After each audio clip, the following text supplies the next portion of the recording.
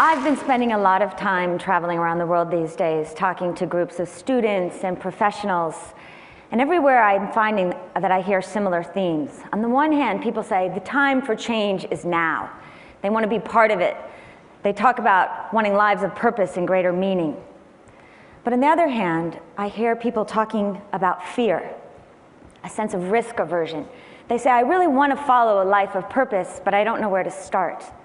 I don't want to disappoint my family or friends.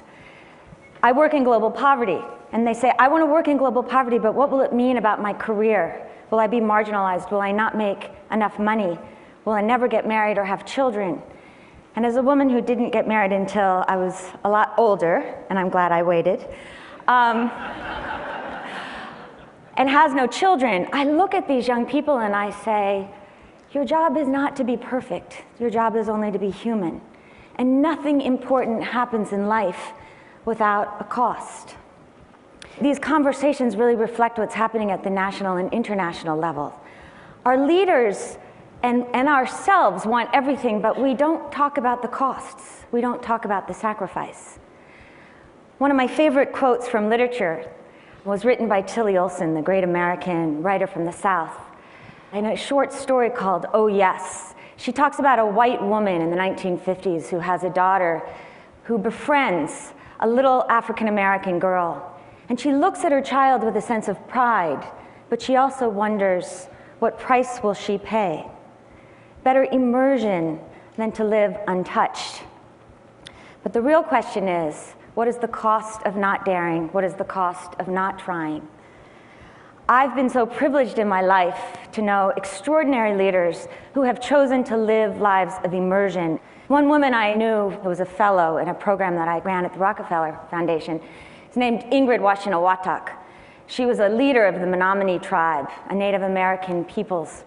And when we would gather as fellows, she would push us to think about how the elders in Native American culture make decisions. And she said they would literally visualize the faces of children for 7 generations into the future, looking at them from the earth. And they would look at them, holding them as stewards for that future. Ingrid understood that we are connected to each other not only as human beings, but to every living thing on the planet. And tragically, in 1999, when she was in Colombia working with the Uwas people focused on preserving their culture and language, she and 2 colleagues were abducted and tortured and killed by the FARC. And whenever we would gather, the fellows after that, we would leave a chair empty for her spirit. And more than a decade later, when I talk to NGL fellows, whether in Trenton, New Jersey, or the office of the White House, and we talk about Ingrid, they all say that they're trying to integrate her wisdom and her spirit and really build on the unfulfilled work of her life's mission. And when we think about legacy, I can think of no more powerful one, despite how short her life was. And I've been touched by Cambodian women, beautiful women, women who held the tradition of the classical dance in Cambodia. And I met them in the early 90s. In the 1970s, under the Pol Pot regime, the Khmer Rouge killed over 1 million people. And they focused and targeted the elites and the intellectuals, the artists, the dancers. And at the end of the war, there were only 30 of these classical dancers still living. And the women who I was so privileged to meet when there were 3 survivors told these stories about lying in their cots in the refugee camps.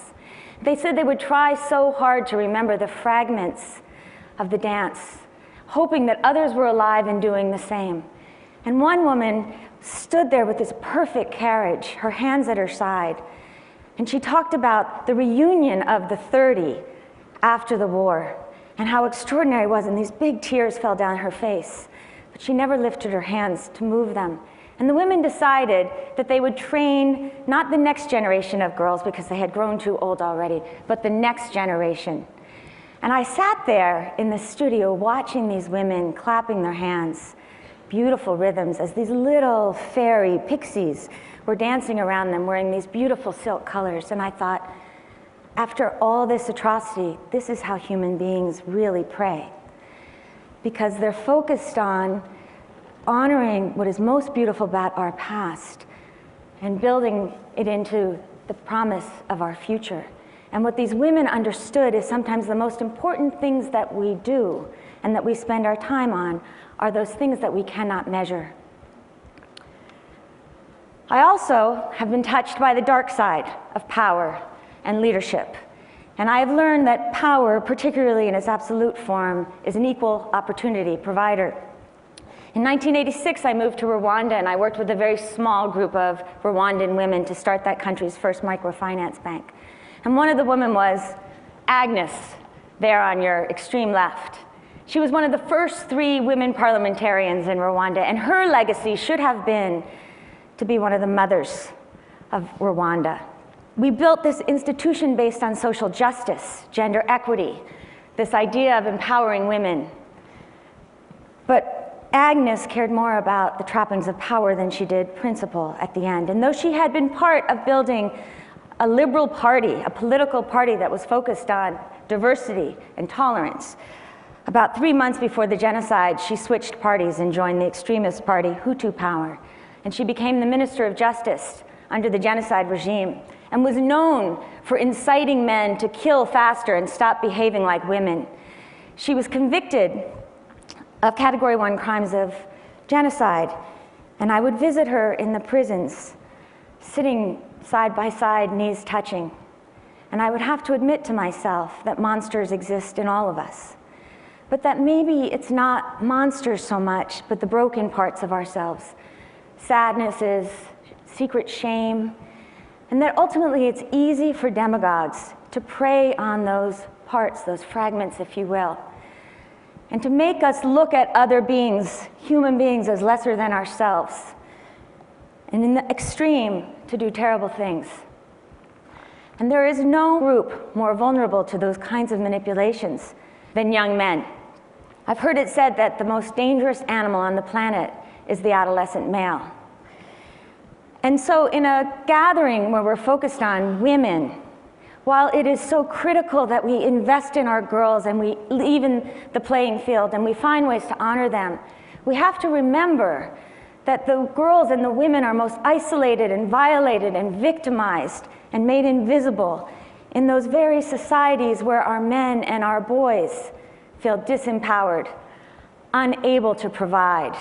And that when they sit on those street corners and all they can think of in the future is no job, no education, no possibility, well then it's easy to understand how the greatest source of status can come from a uniform and a gun. Sometimes very small investments can release enormous, infinite potential that exists in all of us. One of the Acumen Fund fellows at my organization, Suraj Sudhakar, has what we call moral imagination, the ability to put yourself in another person's shoes and lead from that perspective. And he's been working with this young group of men who come from the largest slum in the world, Kibera. And they're incredible guys. And together they started a book club for 100 people in the slums. And they're reading many TED authors and liking it. And then they created a business plan competition. Then they decided that they would do TEDx's. And I have learned so much from Chris and Kevin and Alex and Herbert and all of these young men. Alex in some ways said it best. He said, we used to feel like nobodies, but now we feel like somebodies. And I think we have it all wrong when we think that income is the link. What we really yearn for as human beings is to be visible to each other. And the reason these young guys told me that they're doing these TEDx's is because they were sick and tired of the only workshops coming to the slums being those workshops focused on HIV, or at best microfinance.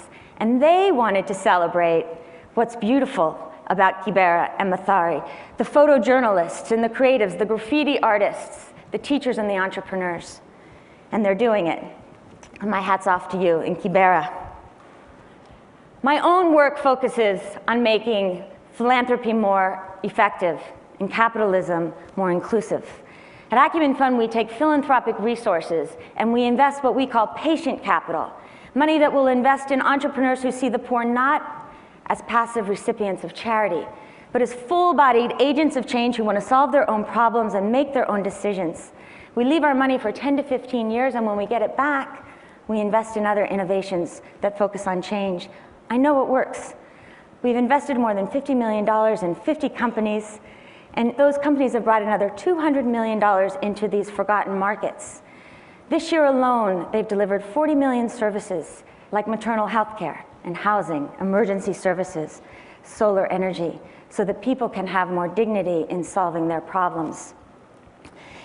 Patient capital is uncomfortable for people searching for simple solutions, easy categories, because we don't see profit as a blunt instrument, but we find those entrepreneurs who put people and the planet before profit.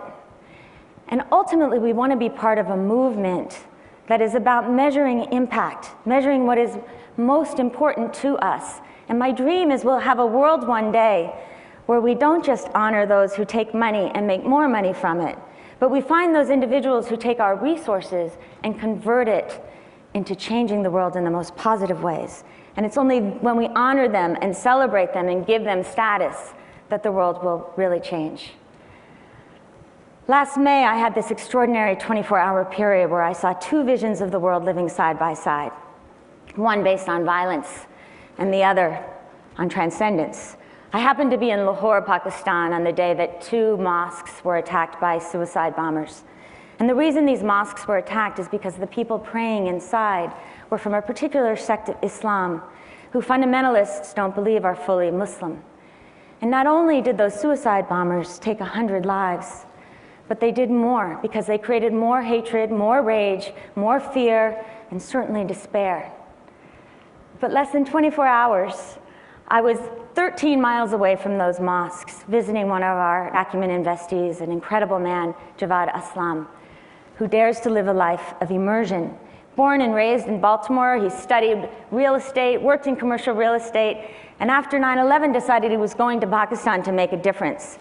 For 2 years, he hardly made any money, a tiny stipend, but he apprenticed with this incredible housing developer named Tasneem Siddiqui. And he had a dream that he would build a housing community on this barren piece of land using patient capital. But he continued to pay a price. He stood on moral ground and refused to pay bribes. It took almost 2 years just to register the land. But I saw how the level of moral standard can rise from one person's action. Today, 2,000 people live in 300 houses in this beautiful community. And there's schools and clinics and shops. But there's only one mosque. And so I asked Javad, how do you guys navigate? This is a really diverse community. Who gets to use the mosque on Fridays? He said, long story. It was hard, it was a difficult road. But ultimately, the leaders of the community came together realizing we only have each other. And we decided that we would elect the 3 most respected imams. And those imams would take turns, they would rotate who would say Friday prayer. But the whole community, all the different sects, including Shia and Sunni, would sit together and pray. We need that kind of moral leadership and courage in our world. We face huge issues as a world: the financial crisis, global warming, and this growing sense of fear and otherness. And every day we have a choice. We can take the easier road, the more cynical road, which is a road based on sometimes dream of a past that never really was, a fear of each other, distancing and blame, or we can take the much more difficult path of transformation, transcendence, compassion and love, but also accountability and justice. I had the great honor of working with the child psychologist, Dr. Robert Coles, who stood up for change during the civil rights movement in the United States. And he tells this incredible story about working with a little 6-year-old girl named Ruby Bridges, the first child to desegregate schools in the South, in this case New Orleans.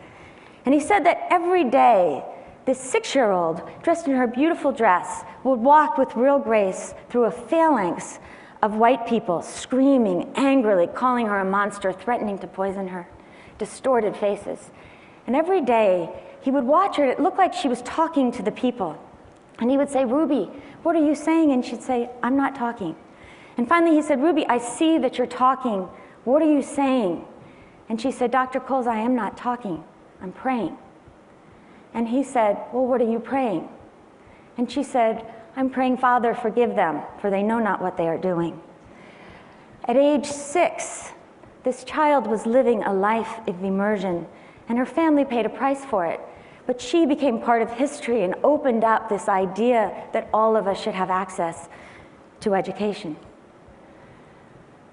My final story is about a young, beautiful man named Josephat Byarahanga, who is another Acumen Fund fellow who hails from Uganda, a farming community.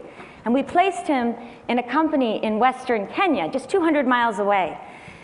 And he said to me at the end of his year, "Jacqueline, it was so humbling, because I thought as a farmer and as an African, I would understand how to transcend culture.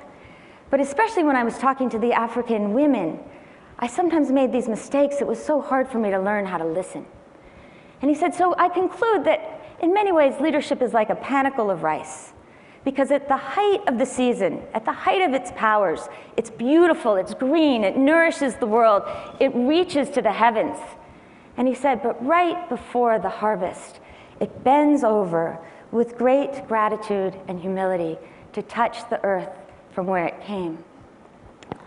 We need leaders. We ourselves need to lead from a place that has the audacity to believe we can ourselves extend the fundamental assumption that all men are created equal to every man, woman, and child on this planet. And we need to have the humility to recognize that we cannot do it alone. Robert Kennedy once said that few of us have the greatness to bend history itself, but each of us can work to change a small portion of events. And it is in the total of all those acts that the history of this generation will be written. Our lives are so short, and our time on this planet is so precious, and all we have is each other. So may each of you live lives of immersion. They won't necessarily be easy lives, but in the end, it is all that will sustain us. Thank you.